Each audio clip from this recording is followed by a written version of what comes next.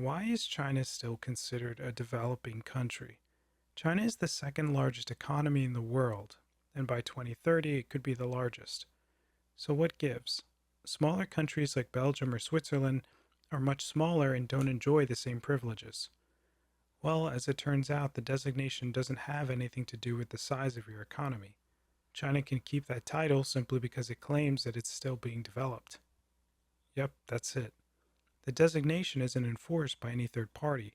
It's based on a good faith system, meaning that any country could consider itself to be still developing, and that would be enough.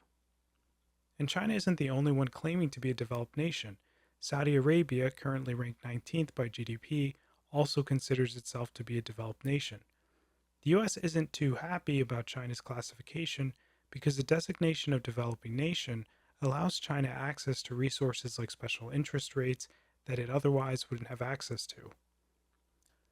And that's just one advantage that China enjoys. When countries form trade treaties and agreements with other nations, they tend to give a leg up to developing nations.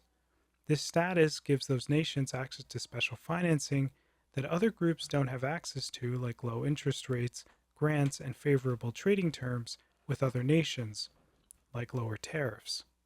And this is exactly why China is not willing to negotiate on the developing nation designation that they have enjoyed since 2001. China considers it a key part of the international trading strategy in trade, and recently during trade negotiations with the US and London called the protected status non-negotiable.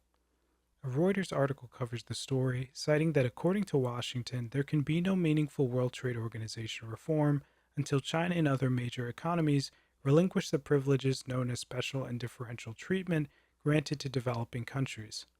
So China's not budging, and honestly, why would they? Imagine you were one of the largest countries in the world enjoying such trade advantages.